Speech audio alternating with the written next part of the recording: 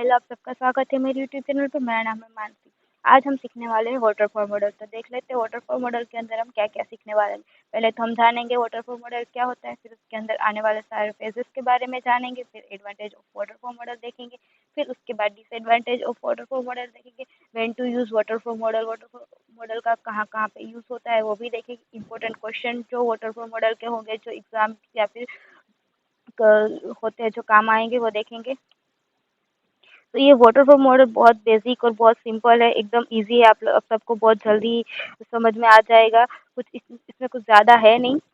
तो waterfall model तो शुरू करते हैं। वाटरफॉल मॉडल, इसके पहले हमने जब एसडीएलसी सीखा था तो हमने जाना था कि एसडीएलसी होता है, उसी के बेस पे हम बहुत सारे मॉडल्स होते हैं जो क्रिएट होते हैं, उसी में एसडीएलसी का यूज़ होता है मॉडल्स को क्रिएट करने। उसी को कंसिडर करके मॉडल सारे बनाए जाते हैं। जो मॉडल्स होते हैं वो कोई भी सॉफ्टवेयर हम डेवलप करते हैं तो कोई ना कोई मॉडल को यूज़ करके उसको फॉलो करके हम सॉफ्टवेयर बनाते हैं। तो ये वाटरफॉल मॉडल उन्हीं में से एक है। तो देख लेते हैं वाटरफॉल मॉडल क्या है। तो waterfall model is a famous and good है। एक एसडीएलसी का जो है मॉडल, उन्हीं में से सबसे फेमस और गुड एक अच्छा वाटरफॉल मॉडल है। Waterfall model linear and sequential model है, मतलब जो लीनियर और सीक्वेंसी के फॉर्म में होता है।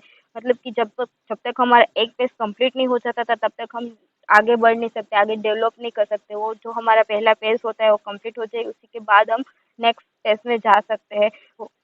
और वाटरफॉल मॉडल के हम ओवरलैपिंग नहीं कर सकते, मतलब कि जब तक हम डिज़ाइनिंग कर रहे हैं, डिज़ाइनिंग के बाद हम डायरेक्ट टेस्टिंग के अंदर नहीं जा सकते। डिज़ाइनिंग के बाद हमारे डेवलपमेंट के अंदर ही आना पड़ेगा। टेस्टिंग नहीं कर सकते, लेकिन ओवरलैप नहीं कर सकते, कोई भी पेज को बीच में से हम छोड़ नहीं सकते, कंटिन्यू हमें करना पड़ेगा।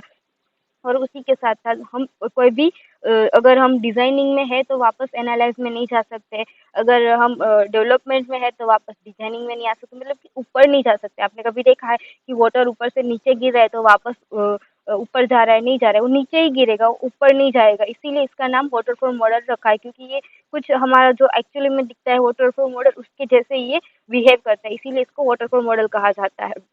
और एक जो हमारा फेस होता है, जैसे कि हमारा डिजाइनिंग है, तो डिजाइनिंग जो होगी उसका जो आउटपुट होगा उसी को कंसिडर करके हम डेवलपमेंट करेंगे। मतलब कि एक का जो आउटपुट होगा वो दूसरे के लिए इनपुट होगा।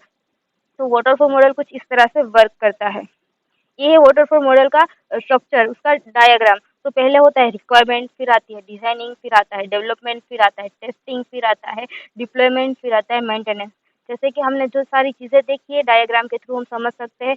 तो ये पूरा सीक्वेंस लीनियर, मतलब कि सीक्वेंस में है, ऊपर से नीचे एक पूरा एक उसका सीक्वेंस है, तो उसी को वो फॉलो करता है।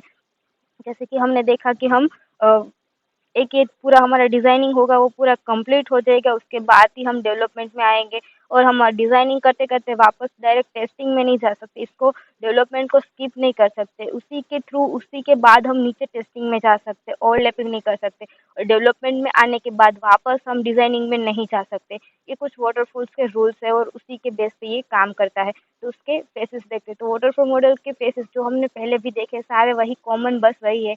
ये बस हमें ये कहता है कि अगर हम वाटरफॉल का मॉडल का यूज़ करते हैं तो इसी तरह हमें फॉलो करना पड़ेगा। उसके जो रूल्स होते हैं वही फॉलो करेंगे तब भी ये वाटरफॉल मॉडल कहलाएगा, वरना बाकी सारी चीज़ें तो सेम होगी और हर एक मॉडल के अंदर सेम होगी।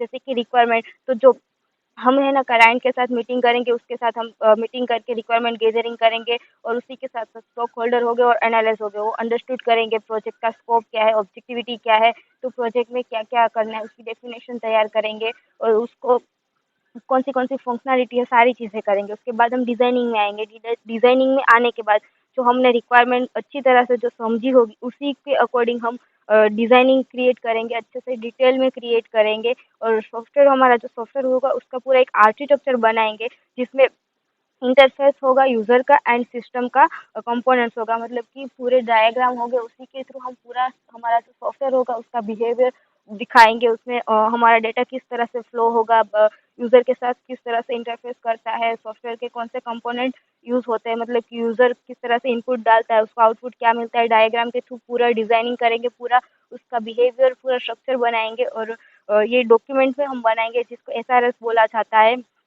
तो ये सारी चीज़ें डिज़ाइनिंग के अंदर आती है। ये सारी कंप्लीट होने के बाद ही हम डेवलपमेंट के अंदर जा सकते हैं।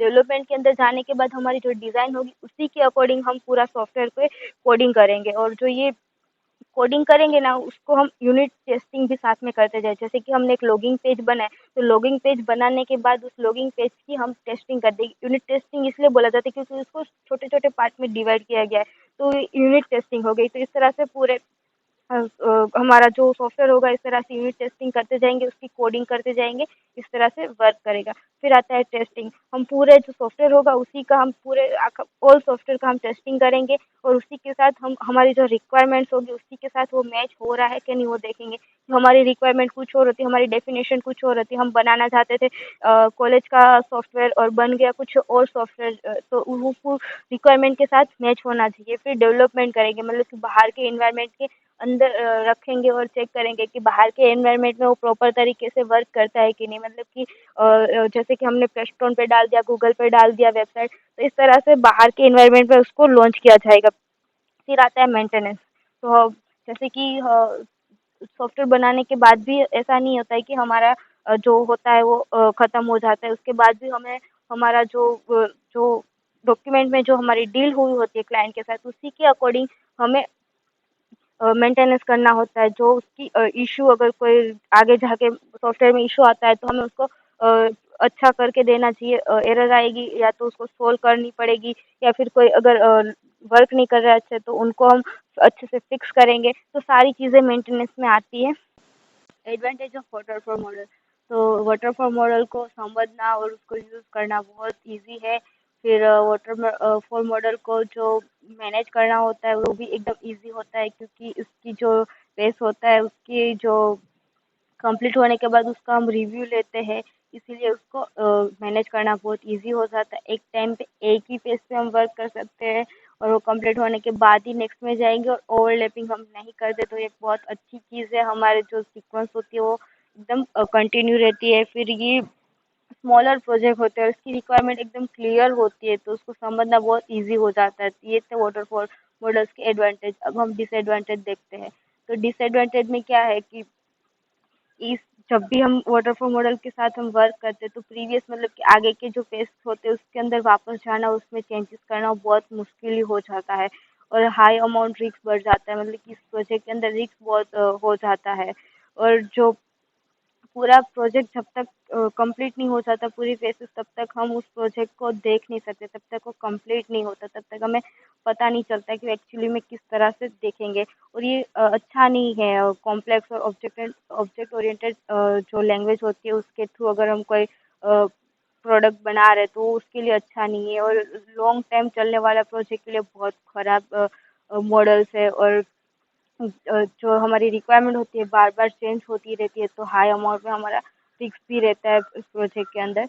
तो उसका यूजेस देख लेते हैं। तो ये कहाँ यूज़ होता है, जहाँ हमारी रिक्वायरमेंट क्लियर एंड फिक्सेड होगी वहाँ पे यूज़ होगा। फिर हमारी डेफिनेशन एकदम स्टेबल होगी, उसमें कोई चेंजेस नहीं होगा, वहाँ पे भी इसका हम यूज़ करते हैं। टेक्नोलॉजी इज अंडरस्टूड, मतलब कि टेक्नोलॉजी होगी हमें अच्छी तरह से समझ में आ जाएगी। फिर इसके अंदर जो जो रिसोर्सेज होने वाले हो यूज़ होने वाले वो इजीली मतलब कि हमें मिल जाएंगे फ्रीली। और ये जब भी हमारा प्रोजेक्ट एकदम शॉर्ट होगा तब हम इसका यूज़ करेंगे।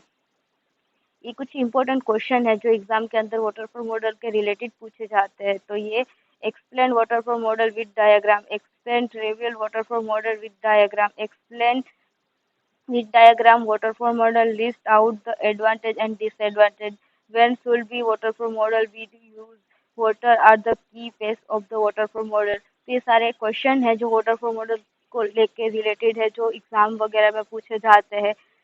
आज के लिए इतना ही। Thank you.